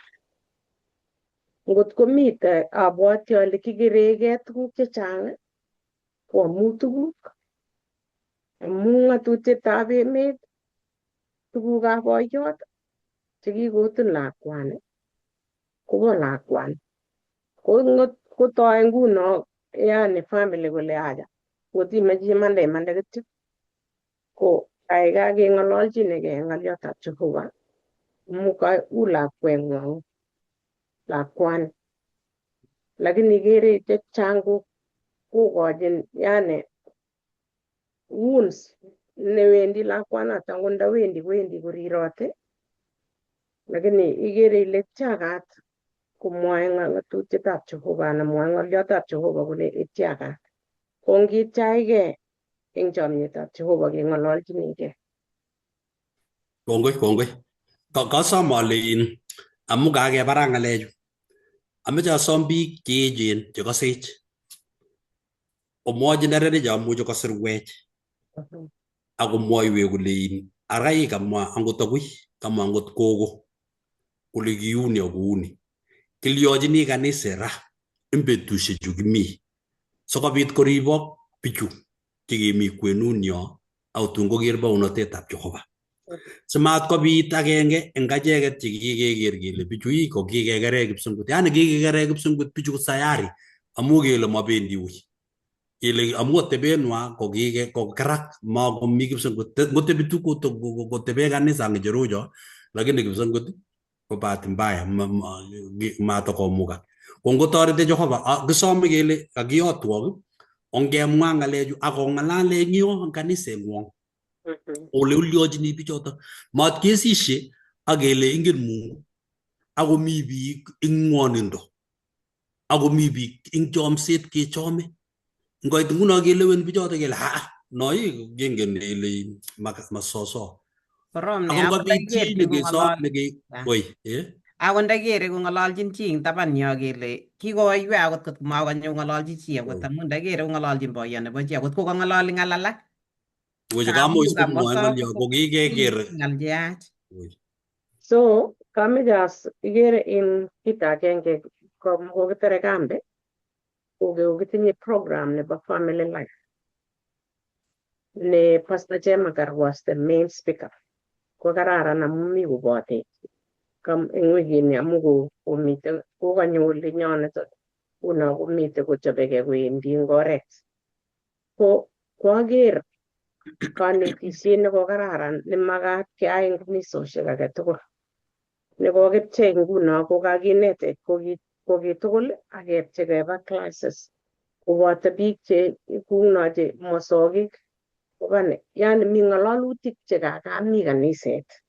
Kibwone buch lakini kisistosi lakini kongepchei koba kole asikong'ololso akobwa kinet mwalimuinik. Ko kimeche kinet pastaek akichek akot kong'ololi biik eng tai kole kepchei akot ngap komwoe ng'alek biik eng kanisa menoe ile kemwa kito neng'wan ing'alale chito age eng grupit nguno kokinetikei eng kinini groups kele chekaba kole kotimwaitae ng'olyo ile ikere cho kikole kouni. Ko kwaker ale yutok asikeeku wakristo kemeche family life konyo tai asikoi keng'alal kenai kele kimuchi kemi kanisa lakini kikochinigei kikwaso. Man, kongoi mising, kongoi biik kyok. Kongetare yotok rani ko lesson nebo wikini nyoni, kongoi kanetik kyok. Komwa kolen tugul eng torornatetab Jehova. Tugul eng torornatetab Jehova. Kitocho kakwek tugul akakeyat rani ongeng'alal. Angen ale tun besho kotikechobe boroindo neking'ololi kabisa keng'ololi ng'alyondo ne family life amu bo komonut akotoreti akoteche korikyok. Family ne kararan koboru kipsengwet ne kararan.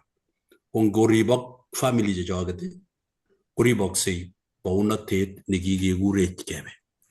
Ongesa kongoi Jehova imyeindo ng'ung tugul nekaiborwech eng sirutik chetililen. Makenyo mising ko kenai mi tuguk chechang chekikoib pcheutik eng kaniset, tewernatet ak atebet nemanyolu nekakeng'alale eng sirutik akobo ting'ikto nemite kaniset. Toretech Jehova akitoret kristianik chemuchi kikobun bitonwek cheuchu ak atebet neuni. Ako eng kasar ko kikometo tiliandit nekikeisto eng kanisa amu tewernatet nekibit eng atebet nemanyolu. Kokisomin Jehova iweku biikuk kosik sikobit ketach logoiwek chemiach akoek borotet eng achek. Berur kosikyok. Amu kakimi tebutik chekemeche kenai walutik kokisomin tamirmirieng'ung sikobit kokonech walet ak kabwatutik chemiach. Berurech akoi wikini nyone ikwam makeng'ung kainetab Jeiso ne Kiptaandennyo. Amen. Amen. Kongoi osere biik kyok.